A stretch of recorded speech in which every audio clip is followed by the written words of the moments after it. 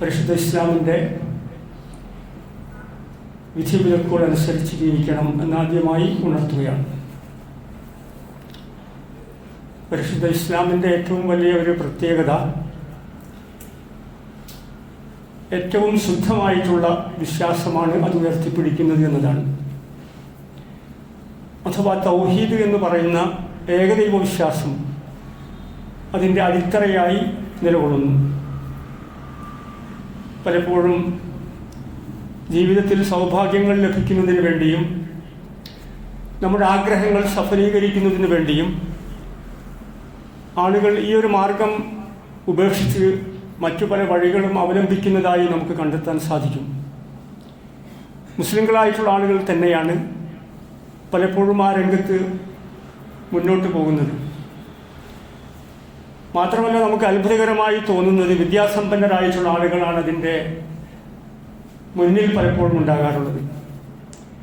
വലിയ നേതാക്കന്മാരും പ്രധാനമന്ത്രിമാരും പ്രസിഡന്റുമാരുമൊക്കെ മനുഷ്യ ദൈവങ്ങൾക്ക് മുമ്പിൽ തലകുനിക്കുന്ന ഏറ്റവും ശോചനീയമായിട്ടുള്ള അവസ്ഥ നാം കാണുകയും കേൾക്കുകയും അനുഭവിക്കുകയും ഒക്കെ ചെയ്യുന്നു. പരിശുദ്ധ ഇസ്ലാമിൻ്റെ ഏറ്റവും വലിയ പ്രത്യേകത അള്ളാഹുവും മനുഷ്യരുമായി മധ്യവർത്തികളില്ല എന്നതാണ്. നമുക്കറിയാം, പ്രതിമകളെ നമുക്ക് കാണാൻ സാധിക്കും. പല ആളുകളും ജ്യോത്സ്യന്മാരെ സമീപിച്ചുകൊണ്ട് അള്ളാഹുവിൻ്റെ കഴിവിൽ സംശയം പ്രകടിപ്പിക്കുന്നതായി നമുക്ക് അനുഭവപ്പെടുന്നുണ്ട്. മറ്റു പല ആളുകളും മരണപ്പെട്ടു പോയിട്ടുള്ള ആളുകളുടെ ഖബറുകൾ സന്ദർശിക്കുകയും അവിടെ പ്രാർത്ഥനകളും ആരാധനകളും അള്ളാഹുവിനോട് എങ്ങനെയാണോ നിർവഹിക്കുന്നത് അതേ രൂപത്തിൽ നിർവഹിക്കുകയും ചെയ്യുന്നതായി നമുക്ക് കാണാനും കേൾക്കാനും ഒക്കെ സാധിക്കുന്നുണ്ട്. ഇങ്ങനെയുള്ള മധ്യവർത്തികളെയും പ്രതിമകളെയും ജ്യോത്സ്യന്മാരെയും ഖബറുകളുമായി ബന്ധപ്പെട്ടുകൊണ്ടുള്ള ആരാധനകളെയും ഒക്കെ പ്രാർത്ഥനകളെയും ഒക്കെ പരിശുദ്ധ ഇസ്ലാം നിരാകരിക്കുകയും തള്ളിക്കളയുകയും ചെയ്യുന്നു. അതാണ് ഇസ്ലാമിൻ്റെ മറ്റു മതങ്ങളിൽ നിന്നുള്ള ഏറ്റവും പ്രധാനപ്പെട്ട സവിശേഷതയും പ്രത്യേകതയും. അത് മുസ്ലിങ്ങളായിട്ടുള്ള ആളുകൾ, വിശ്വാസികളായിട്ടുള്ള ആളുകൾ ഗൗരവത്തോടു കൂടി ഇങ്ങനെയുള്ള കാര്യങ്ങളെ സമീപിക്കേണ്ടതുണ്ട്. വിശുദ്ധ ഖുർആൻ 2-ാം അധ്യായം 186-ാമത്തെ വചനത്തിൽ ഈ കാര്യത്തിൻ്റെ പ്രാധാന്യം വ്യക്തമാക്കുന്നുണ്ട്.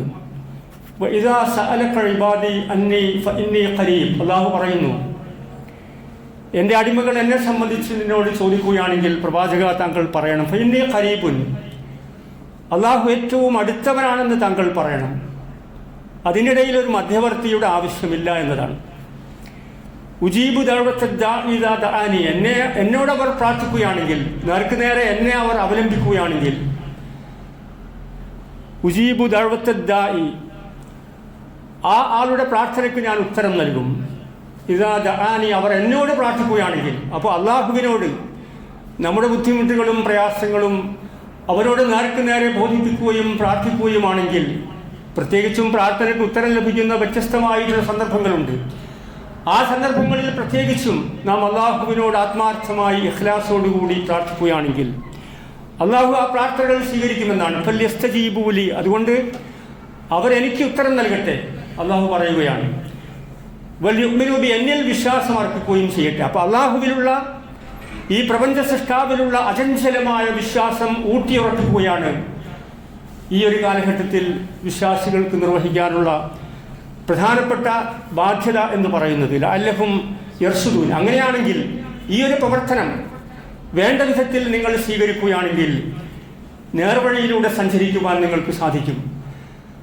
അല്ലാത്ത വ്യത്യസ്തമായിട്ടുള്ള വഴികളിലൂടെ ആളുകൾ സഞ്ചരിക്കുമ്പോൾ അവരെ ഇഹ്ദിനസ് സിറാത്തുൽ മുസ്തഖീം, ഏറ്റവും ചൊവ്വായ വഴിയിൽ ഞങ്ങൾ നീ വഴി നടത്തേണമേ, ആ സിറാത്തുൽ മുസ്തഖീമിൻ്റെ പാതയിൽ ഞങ്ങൾ നീ ഉറപ്പിച്ചു നിർത്തേണമേ എന്ന് ഓരോ ദിവസവും നിരന്തരമായി ഒരുപാട് തവണ വിശ്വാസികൾ ആവർത്തിച്ചു കൊണ്ടിരിക്കുകയാണ്. ആ പ്രാർത്ഥനയുടെ അർത്ഥവും ആശയവും ഉൾക്കൊള്ളുകയും അതിനനുസരിച്ച് നമ്മളുടെ ജീവിതത്തെ ക്രമപ്പെടുത്തുകയും ചെയ്യണമെന്നതാണ് പ്രത്യേകിച്ചും ഹജ്ജ് കർമ്മത്തിൻ്റെയും ഉംറ കർമ്മത്തിൻ്റെയും ഒക്കെ നാളുകളിൽ വിശ്വാസികളായിട്ടുള്ള ആളുകൾക്ക് നിർവഹിക്കാനുള്ള ഏറ്റവും പ്രധാനപ്പെട്ട ദൗത്യവും ഉത്തരവാദിത്വവും. പ്രാർത്ഥനകൾ, നേർച്ചകൾ, വഴിപാടുകളെല്ലാം അള്ളാഹുവിനോട് മാത്രമായിരിക്കണമെന്നതാണ്. നമുക്കറിയാം, ഹജ്ജ് കർമ്മത്തിൻ്റെ തുടക്കം എങ്ങനെയാണ്? ഇഹ്റാമിൽ പ്രവേശിക്കുന്നു, തൽബിയത്തിൻ്റെ മന്ത്രോച്ചാരണങ്ങൾ മുഴക്കുന്നു. ലബൈക്ക് അല്ലാഹുമ്മ ലബൈക്ക്, ലബ്ബൈക ലാ ശരീക ലക ലബ്ബൈക ഇന്നൽ ഹംദ വന്നിഅമത ലക വൽ മുൽക ലാ ശരീക ലക. ഈ തൽബിയത്തിന്റെ മന്ത്രോച്ചാരണങ്ങളാണ് ഹജ്ജ് കർമ്മത്തിന്റെ തുടക്കം മുതൽ നമ്മൾ നിർവഹിക്കുന്നത്. അല്ലാഹുവേ, നിന്റെ വിളിക്ക് ഞങ്ങൾ ഉത്തരം നൽകിയിരിക്കുന്നു, അതിനാണ് ഞങ്ങൾ ഇവിടെ എത്തിച്ചേർന്നിട്ടുള്ളത്. എന്നിട്ട് നമ്മൾ നിരന്തരമായി വീണ്ടും വീണ്ടും ആവർത്തിച്ച് പ്രഖ്യാപിക്കുകയാണ്, നിനക്കൊരിക്കലും പങ്കുകാരില്ല. നിന്നെപ്പോലെ കാണുകയും കേൾക്കുകയും ചെയ്യുന്ന, പ്രാർത്ഥനകൾ സ്വീകരിക്കുന്ന മറ്റൊരാളും ഈ ലോകത്തില്ല എന്ന് വ്യക്തമായി ഒരു സംശയത്തിനും അവകാശമില്ലാത്ത വിധത്തിൽ വിശ്വാസികളെ അവരെ കൊണ്ട് പറയിപ്പിക്കുന്ന സന്ദർഭമാണ് ഹജ്ജ് കർമ്മം എന്ന് പറയുന്നത്. നിർഭാഗ്യവശാൽ ഈ ഒരു ആശയത്തിന്റെ ഗാംഭീര്യം ഉയർത്തിപ്പിടിച്ചുകൊണ്ട് ഹജ്ജ് കർമ്മത്തിന് വേണ്ടി മക്കായിലേക്ക് ഒഴുകിക്കൊണ്ടിരിക്കുന്ന ജനശാസ്ത്രങ്ങളിൽ, ആയിരക്കണക്കിന് സത്യവിശ്വാസികളിൽ നമ്മൾ കാണുന്ന ഒരു അനുഭവം, ഇങ്ങനെയുള്ള ഹജ്ജ് കർമ്മത്തിന് പുറപ്പെടുന്ന വേളകളിൽ മക്ബറകൾ സന്ദർശിക്കുന്നവർ, അങ്ങനെ മക്കയിൽ ഹജ്ജ് കർമ്മം നിർവഹിച്ച് തിരിച്ചെത്തുമ്പോൾ വീണ്ടും ഈ മക്ബറകളിൽ വീണ്ടും സന്ദർശനം നടത്തുന്ന ഏറ്റവും അപകടകരമായ സാഹചര്യമാണ് പൗരോഹിത്യത്തിന്റെ ശങ്കലക്കെട്ടുകളിൽ ഞെരിഞ്ഞു വരുന്ന ഇസ്ലാമിക സമൂഹത്തിൽ നമുക്ക് കാണാൻ സാധിക്കുന്നത്. അള്ളാഹു വിശുദ്ധ ഖുർആനിൽ വ്യക്തമായി സൂചിപ്പിക്കുന്നുണ്ട്, വല്ലദീന തഖദൂ മിൻ ദൂനില്ലാഹി ഔലിയാ, അള്ളാഹുവിന് പുറമെ ഔലിയാക്കളെ സ്വീകരിക്കുന്നവർ. അവരുടെ ഒരു ന്യായം ഖുർആൻ പറയുന്നുണ്ട്, മാ നഅ്ബുദുഹും ഇല്ലാ ലിയുഖർരിബൂനാ ഇലല്ലാഹി സുൽഫ. ഇത് മക്കയിലെ മുശ്രിക്കുകളായിട്ടുള്ള ആളുകൾ പറയുന്നതാണ്.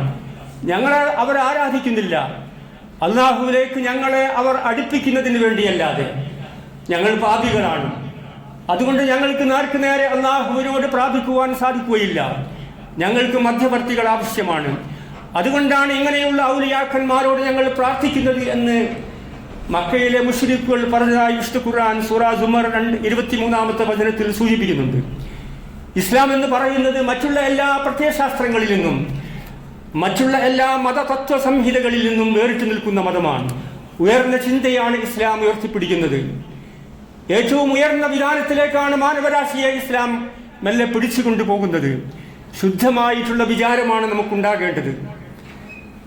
നിലവാരമാണ് ഇസ്ലാമിന്റെ പ്രത്യേകത എന്ന് പറയുന്നത്. നിങ്ങൾ എല്ലാ മതങ്ങളെയും എടുത്ത് പരിശോധിച്ച് നോക്കൂ. ആ മതങ്ങളിൽ നിന്ന് നമ്മുടെ വിശ്വാസങ്ങളെ, ആചാരങ്ങളെ, സമ്പ്രദായങ്ങളെ, ഓരോ ദിവസത്തിലും നമ്മൾ നടത്തുന്ന പ്രാർത്ഥനകളെല്ലാം നമ്മുടെ ആചാരങ്ങളെയും അനുഷ്ഠാനങ്ങളെയും ജീവിത രീതികളെയും നമ്മുടെ അടുത്ത് പരിശോധനയ്ക്ക് വിധേയമാക്കുകയാണെങ്കിൽ ഉയർന്ന ചിന്തയും ശുദ്ധമായിട്ടുള്ള വിചാരവും ഏറ്റവും ഉയർന്ന നിലവാരവുമാണ് ഇസ്ലാമിക സമൂഹത്തിനുണ്ടാകേണ്ടത് എന്ന് നമുക്ക് ബോധ്യപ്പെടും. അള്ളാഹു പറയുന്നുണ്ട് സൂറ ശൂറ 11-ാമത്തെ സൂക്തം, ലൈസ കമിസ്ലിഹി ശൈഉൻ വഹുവസ് സമീഉൽ ബസീർ. ഒറ്റ വാക്കിൽ അള്ളാഹു പറയുകയാണ്, അള്ളാഹുവിനെ പോലെ മറ്റൊന്നും തന്നെ ഇല്ല. അതാണ് അള്ളാഹുവിന്റെ പ്രത്യേകത. അവരെല്ലാം കാണുകയും കേൾക്കുകയും ചെയ്യുന്നു. ചെറിയ സൂറത്തുൽ ഇഖ്ലാസിൽ അള്ളാഹു പറയുന്നുണ്ട്, ഖുൽ ഹുവല്ലാഹു അഹദ്. പ്രവാചക പറയണം, അള്ളാഹു എന്ന് പറയുന്നത് ഏകനാണ്. അല്ലാഹു സമദ്, ലം യലിദ് വലം യൂലദ് വലം യകുൽ ലഹു കുഫുവൻ അഹദ്. അവൻ ജനിച്ചുണ്ടായവനല്ല, ആരുടെയും ഒരു പിതാവല്ല. എന്നിട്ട് അല്ലാഹു പറയുന്നത് വലം യകുൽ ലഹു കുഫുവൻ അഹദ്, അവന് തുല്യനായി മറ്റാരും തന്നെ ഇല്ല. ഇതാണ് അസന്നിഗ്ധമായ പ്രഖ്യാപനം. ഇതിലപ്പുറം എന്താണ് പറയേണ്ടത്?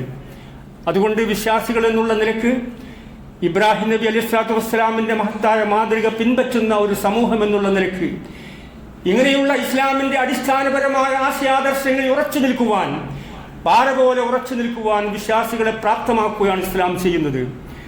ഇന്ന ഇബ്രാഹിം, തീർച്ചയായും ഇബ്രാഹിം നബി അലൈഹിസ്സലാത്തു വസ്സലാം കാന ഉമ്മത്തൻ. ഇബ്രാഹിം നബി എന്ന് പറയുന്നത് ഒരു വ്യക്തിയായിരുന്നില്ല, അദ്ദേഹം ഒരു സമുദായമായിരുന്നു എന്ന് ഖുർആൻ പറയുകയാണ്. കാണിക്കല്ലില്ല. അദ്ദേഹത്തിന്റെ ഏറ്റവും പ്രധാനപ്പെട്ട പ്രത്യേകത അള്ളാഹുവിന് 100% കീഴൊതുങ്ങുന്നവനായിരുന്നു അദ്ദേഹം.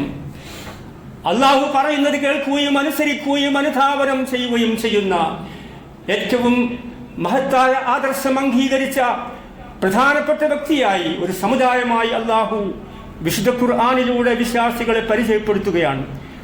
വലം യകു മിനൽ മുശ്രിക്കീൻ, ഒരിക്കലും അദ്ദേഹം ബഹുദൈവ വിശ്വാസികളിൽ പെട്ടവനായിരുന്നില്ല എന്ന് ഖുർആൻ സൂറ നഹ്ലിലെ 20-ാമത്തെ വചനത്തിൽ വളരെ വ്യക്തമായി വിശ്വാസികളെ പഠിപ്പിക്കുകയാണ്. ഇബ്രാഹിം നബിയുടെ ആദർശം എന്ന് പറയുന്നത് അതിശക്തമായ, ഒരു കലർപ്പുമില്ലാത്ത, ഒരു മായവും ചേരാത്ത രൂപത്തിലുള്ള ഉറച്ച വിശ്വാസവും ദൃഢമായിട്ടുള്ള ആശയാദർശങ്ങളുമായിരുന്നു അദ്ദേഹം മുന്നോട്ട് വെച്ചിട്ടുള്ളത്. പ്രത്യേകിച്ചും ദൈവവിശ്വാസത്തിൻ്റെ കാര്യത്തിൽ അത് നമുക്ക് ഉറപ്പിച്ച് പറയാൻ സാധിക്കും. ഒരു സമുദായം എന്നാണ് പരിശുദ്ധ ഖുർആൻ ഇബ്രാഹിം നബിയെ വിശേഷിപ്പിച്ചിട്ടുള്ളത്. എന്താണ് ഇത് പറയുന്നത്? ലോകം മുഴുവനും ഒരു ഭാഗത്ത്, ഇബ്രാഹിം നബി മാത്രം മറുഭാഗത്ത് എന്ന് നമ്മൾ സങ്കല്പിക്കുക. ലോകത്തുള്ള മുഴുവൻ മനുഷ്യരും സംസ്കാരവുമെല്ലാം ഒരു ഭാഗത്തും, ഇബ്രാഹിം നബി എന്നുള്ള ഒറ്റ വ്യക്തി മറുഭാഗത്തുമാണെങ്കിൽ ഒരു പതർച്ചയുമില്ലാതെ, ഒരു ഇടർച്ചയുമില്ലാതെ, ഒരു സങ്കോചവുമില്ലാതെ, ഒരു അപകർഷാബോധവുമില്ലാതെ ആ രംഗത്ത് ഉറച്ചു നിൽക്കുവാൻ ഇബ്രാഹിമിന് സാധ്യമായിരുന്നത് കൊണ്ടാണ് പാറ പോലെ ഉറച്ചു നിൽക്കുവാൻ, പ്രതിസന്ധികളുടെ കൊടുങ്കാറ്റുകളിൽ ആടിയുലഞ്ഞു പോകാതെ ശക്തമായി നിലകൊള്ളുവാൻ അദ്ദേഹത്തിന് സാധ്യമായതുകൊണ്ടാണ് ഇബ്രാഹിം നബി അലൈഹി സ്വലാത്തു വസ്സലാമിനെ ഒരു സമുദായം എന്ന് ഖുർആൻ വിശേഷിപ്പിച്ചിട്ടുള്ളത്. അങ്ങനെയുള്ള സമുദായങ്ങളായി മാറാൻ ഓരോ വ്യക്തികളും സന്നദ്ധമാകണമെന്ന ഉറച്ച തീരുമാനമാണ് വിശ്വാസികളിൽ വളർന്നു വരേണ്ടത്. ഓരോ വ്യക്തിയും ഒരു സമുദായമായി മാറാനുള്ള സന്നദ്ധതയാണ് ഇസ്ലാമിക സമൂഹത്തിന്റെ പ്രത്യേകത എന്ന് പറയുന്നത്. നമ്മുടെ മഹല്ലുകളിലും നമ്മുടെ പ്രാദേശിക തലങ്ങളിലുമെല്ലാം ഇസ്ലാമിന് വേണ്ടി അതിൻ്റെ വിശ്വാസ രംഗത്ത് ഉറച്ചു നിൽക്കുന്ന, പാറ പോലെ ഉറച്ചു നിൽക്കുന്ന ഇബ്രാഹിമിനെ പോലെ ഒരു സമുദായമായി മാറുന്ന ഏറ്റവും പ്രയാസകരമായ കാലഘട്ടമാണെങ്കിലും ആ രംഗത്തുകൂടി മുന്നോട്ട് പോകുവാൻ എനിക്ക് സാധിക്കുമെന്നുള്ള അടിയുറച്ച ബോധം വിശ്വാസികളിൽ വളർത്തിക്കൊണ്ടുവരികയാണ് ഇസ്ലാം ചെയ്യുന്നത്. അതേ രൂപത്തിൽ വളരെ വ്യക്തമായി ഇസ്ലാം പറയുന്നത് സത്യം ഒരാൾ മാത്രമേ ഉള്ളൂ. ഒരുപക്ഷെ നമ്മുടെ പ്രദേശത്ത് അങ്ങനെയാകാം, നമ്മുടെ ചെറിയ മഹല്ലുകളിൽ പോലും നമ്മൾ ഒരു വ്യക്തിയായി മാത്രം ഉണ്ടാകാനുള്ള സാധ്യതകളുണ്ട്. എന്നിട്ടും അദ്ദേഹം ഒരു സമുദായമാണെന്ന് ഖുർആൻ പറയുന്നു. ഒറ്റ വ്യക്തി, അയാൾ ഒരു സമുദായത്തിന് തുല്യമായി മാറണമെന്നതാണ്. ഇബ്രാഹിം നബിയുടെ ചരിത്രം പഠിക്കുമ്പോൾ ഇബ്രാഹിം നബി ഒരു സമുദായമായിരുന്നു എന്ന് പറഞ്ഞ് നമ്മൾ ഒഴിഞ്ഞു മാറുകയല്ല. ഇബ്രാഹിം നബിയെ പോലെ ഒരു ഉമ്മത്തായി മാറാനുള്ള സന്നദ്ധതയും ത്യാഗബോധവും വിശ്വാസികളിൽ ഉണ്ടാകണമെന്നതാണ് ഇസ്ലാം പഠിപ്പിക്കുന്നത്. ഹജ്ജിനും ഉംറയ്ക്കും തയ്യാറാകുന്നവർ ആദ്യമായി ഇബ്രാഹിം നബിയുടെ ഈ ഉറച്ച തീരുമാനത്തിലാണ് എത്തിച്ചേരേണ്ടത്. ഇന്നി വജ്ജഹ്തു വജ്ഹിയ ലില്ലദീ ഫതറസ് സമാവാതി വൽ അർദ് ഹനീഫൻ വമാ അന മിനൽ മുശ്രിക്കീൻ. സൂറ അൻആം 79-ാമത്തെ വചനം. ഞാനിതാ പ്രഖ്യാപിക്കുന്നു, എൻ്റെ മുഖത്തെ അള്ളാഹുവിൻ്റെ നേർക്ക് ഞാൻ തിരിക്കുന്നു. ഹനീഫൻ, നമ്മൾ ഈ പറഞ്ഞ വക്രതയില്ലാത്ത വഴിയിലാണ്, വളവും തിരിവുമില്ലാത്ത വഴിയിലൂടെയാണ് ഞാൻ സഞ്ചരിക്കുന്നത് എന്നെനിക്ക് ബോധ്യമുണ്ടാകണം. വമാ അന മിനൽ മുശ്രിക്കീൻ, അതോടനുബന്ധമായി പറയുന്നത് ഞാൻ ഒരിക്കലും അവരോട് സമരസപ്പെടാൻ, ബഹുദൈവ വിശ്വാസത്തോട് യോജിപ്പിന്റെ മേഖലകൾ കണ്ടെത്തുവാൻ എനിക്ക് സാധ്യമാവുകയില്ല. ഈ വിശ്വാസരംഗത്ത് ഉറച്ചു നിൽക്കുവാൻ എനിക്ക് സാധിക്കുമെന്നാണ്. ആധുനിക കാലഘട്ടത്തിലെ വ്യത്യസ്തമായിട്ടുള്ള വിഗ്രഹങ്ങളാണ് നമ്മൾ കാണുന്നത്. ഈ വിശ്വാസം മരക്കിട്ടുറപ്പിക്കുന്നതിന് പകരം ആ രംഗത്ത് അമിതമായിട്ടുള്ള പണത്തിന്റെ സ്വാധീനം വർദ്ധിച്ചു വരികയാണ്. മതമേഖലകളിൽ പോലും ഈ രൂപത്തിലുള്ള പണത്തിന്റെ കൂലം കുത്തിയൊഴുക്കിൽ എല്ലാ ധാർമ്മികമായിട്ടുള്ള മൂല്യങ്ങളും ഇസ്ലാമിന്റെ അടിസ്ഥാനപരമായ ആദർശങ്ങളും പണത്തിനു മുമ്പിൽ അടിയറ വെക്കുന്ന പൗരോഹിത്യം ഒരു ഭാഗത്ത് ശക്തിപ്പെട്ടു വരികയാണ്. അവിടെ നമ്മുടേതായിട്ടുള്ള ഉത്തരവാദിത്തങ്ങൾ നിർവഹിക്കുവാൻ നമുക്ക് സാധിക്കണം. നമ്മുടെ വിഗ്രഹങ്ങളായി ഒരിക്കലും പണത്തിന്റെ ആധിപത്യത്തിന് കീഴടങ്ങുവാൻ എനിക്ക് സാധ്യമല്ലെന്ന് പറയുവാനുള്ള തന്റെ ഇടം വിശ്വാസികൾ വളർത്തിയെടുക്കണം. അതേ രൂപത്തിൽ വ്യത്യസ്തമായിട്ട് പ്രശസ്തിക്ക് വേണ്ടി ആളുകൾ പ്രവർത്തിക്കുന്നുണ്ട്. സ്വാർത്ഥ താല്പര്യങ്ങളുടെ അടിമകളായി മുസ്ലിങ്ങൾ മാറിപ്പോകുന്നു. നിർഭാഗ്യവശാൽ വിശ്വാസികൾ മാറിപ്പോകുന്നു. ആദർശരംഗത്ത് വിട്ടുവീഴ്ചകൾ കാണിക്കുവാൻ സന്നദ്ധമാകുന്നു. നമ്മുടെ നിലപാടെന്ന് പറയുന്നത് ഇബ്രാഹിമിനെ പോലെ സമുദായമായി മാറുവാൻ, ഇബ്രാഹിമിനെ പോലെ ആദർശരംഗത്ത് ഉറച്ചു നിൽക്കുവാനുള്ള ബോധ്യം വിശ്വാസികൾക്കുണ്ടാകണം. എല്ലാം ഒന്ന് പോളിസാക്കി അവിടെയും ഇവിടെയുമായി ആദർശരംഗത്ത് വിട്ടുവീഴ്ചകൾ കാണിച്ച് മുന്നോട്ട് പോകുന്നവർ ആലോചിക്കണം. ഇസ്ലാം എന്ന് പറയുന്നത് നാം മുസ്ലിങ്ങളായിട്ടുള്ളത് ഒരുപക്ഷെ നമ്മുടെ മാതാപിതാക്കൾ മുസ്ലിങ്ങളായതുകൊണ്ടാകാം, അതിനുള്ള സാധ്യതയാണ് അധികമുള്ളത്. നേരെ മറിച്ച് അല്ലാത്ത രൂപത്തിൽ പാരമ്പര്യമായി മുസ്ലിങ്ങളായി നമ്മൾ മാറുന്നു. അതിനപ്പുറം അനുകരണത്തിൻ്റെ എല്ലാ മാർഗങ്ങളും കൊട്ടിയടക്കാൻ നമുക്ക് സാധിക്കണം. തഖ്ലീദിന്റെ കവാടങ്ങൾ കൊട്ടിയടച്ചുകൊണ്ട് ആ പാരമ്പര്യ രീതിയിൽ നിന്ന് വ്യത്യസ്തമായി ഉറച്ച തീരുമാനം വിശ്വാസരംഗത്തും കർമ്മരംഗത്തും ഉയർത്തിപ്പിടിക്കുവാൻ നമുക്ക് സാധിക്കണമെന്നതാണ്. ഇത് ഖാലലി അബീഹി വഖൗമിഹി മാ ഹാദിഹി തമാസീൽ ലത്തി അൻതും ലഹാ ആകിഫൂൻ. ഇബ്രാഹിം നബിയോട് ചോദ്യമാണ്. പിതാവിനോട് ചോദിക്കുന്നു, നാട്ടുകാരോട് ചോദിക്കുന്നു, എന്തൊക്കെയാണ് ഈ വിഗ്രഹങ്ങൾ? നിങ്ങൾ പ്രാർത്ഥിച്ചുകൊണ്ടിരിക്കുന്ന, ഭജനം ഇരുന്നുകൊണ്ടിരിക്കുന്ന ഈ വിഗ്രഹങ്ങൾ എന്താണ്? സൂറ അംബിയ 52-ാമത്തെ വചനം. നാട്ടുകാരോടും കുടുംബക്കാരോടും സമുദായക്കാരോടും അങ്ങേയറ്റത്തെ ശക്തമായ ഭാഷയിലുള്ള ആഹ്വാനമാണ് ഇബ്രാഹിം നബി മുഴക്കുന്നത്. ചുറ്റുപാടുകളെല്ലാം അങ്ങേയറ്റത്തെ അനുകരിക്കപ്പെടാവുന്ന രൂപത്തിൽ ഒരു പ്രശ്നമില്ലാതെ മുന്നോട്ട് പോകാമെന്ന് വിചാരിക്കപ്പെടുന്ന ഒരു സാമൂഹിക പശ്ചാത്തലത്തിൽ അവിടെ പൊരുതുവാനും അവിടെ ജിഹാദിന്റെയും ധർമ്മസമരത്തിന്റെയും പോരാളികളായി മാറുവാനും വിശ്വാസികൾക്ക് സാധിക്കണമെന്ന്, അതിനുള്ള ആർജവം വിശ്വാസികൾ കാണിക്കണം. ഇബ്രാഹിം നബി നമ്രൂദിന്റെ അഗ്നികുണ്ഡത്തിലേക്ക് വലിച്ചെറിയപ്പെടുകയാണ്. ഖുൽന യാ നാറു കൂനി ബർദൻ വസലാമൻ അലാ ഇബ്രാഹിം. ഇബ്രാഹിമിന്റെ മേൽ സമാധാനമാകണം, ഒരു തണുപ്പാകണമെന്ന് അല്ലാഹു കൽപ്പിക്കുന്നു. ആ തീക്കുണ്ടത്തിൽ എറിയപ്പെടുന്നു. തന്റെ കുടുംബത്തെ ഒന്നായി മക്കായിൽ താമസിപ്പിക്കുന്നു. മകനെ ബലിയെടുക്കണമെന്ന് കൽപ്പിക്കുന്നു. വൈദ്യുതല ഇബ്രാഹിം റബ്ബുഹു ബികലിമാത്തിൻ. ചില വാക്കുകൾ കൊണ്ട് ഇബ്രാഹിം നബി പരീക്ഷിക്കപ്പെട്ടു. പക്ഷേ ഫഅതമ്മഹുന്ന, എല്ലാ പരീക്ഷണങ്ങളുടെ ഊനം കുത്തിയൊഴുക്കിലും ചപ്പുചവറുകളെ പോലെ ഒലിച്ചു പോകാതെ അവിടെ പിടിച്ചു നിൽക്കുവാനുള്ള കരുത്തും ശക്തിയുമാണ് ഇബ്രാഹിമിനെ ഇബ്രാഹിമാക്കി മാറ്റിയത്. മുസ്ലിം സമുദായത്തെ മുന്നോട്ട് കൊണ്ടുപോകുവാൻ അദ്ദേഹത്തിന് സാധ്യമായിട്ടുള്ളത് അതുകൊണ്ടാണെന്ന് വിശ്വാസികളായിട്ടുള്ള ആളുകൾ മനസ്സിലാക്കണം.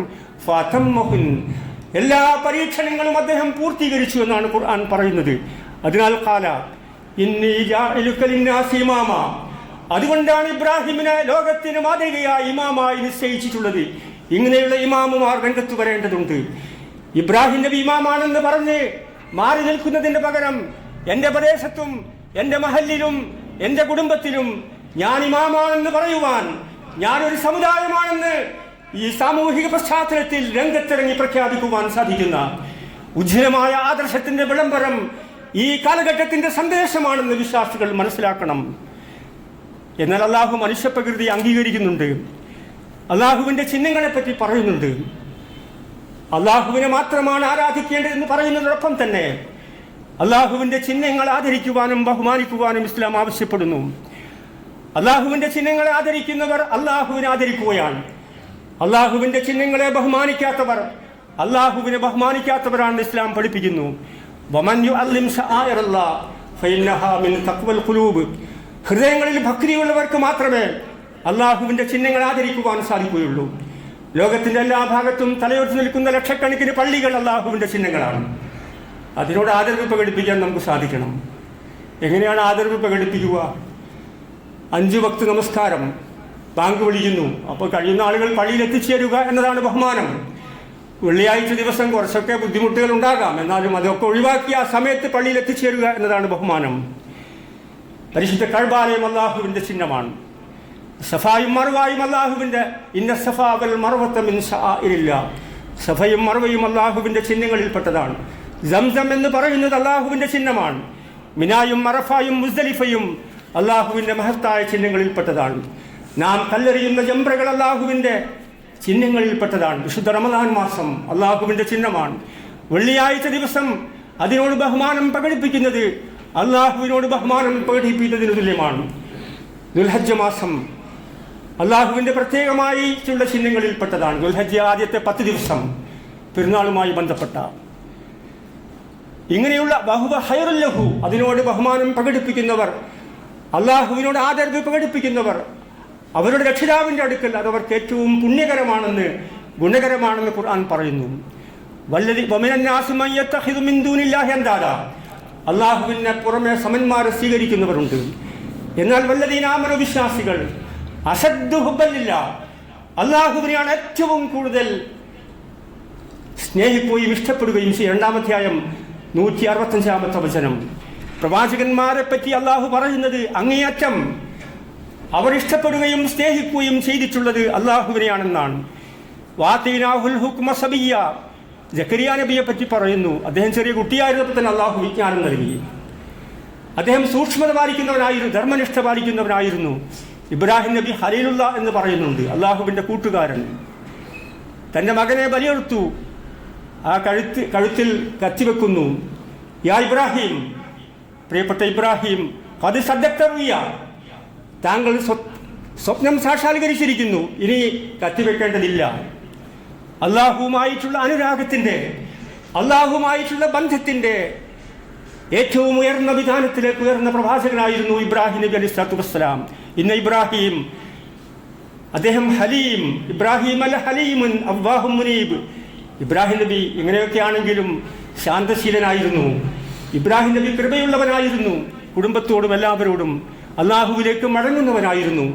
അള്ളാഹുവിലേക്ക് മടങ്ങുന്ന വിഭാഗത്തിൽ, ആളുകളോട് കൃപ കാണിക്കുന്ന വിഭാഗത്തിൽ, ശാന്തശീലമുള്ള ഏറ്റവും നല്ല മാതൃകാധന്യമായ ഒരു സമൂഹത്തിൽ, കുടുംബത്തിൽ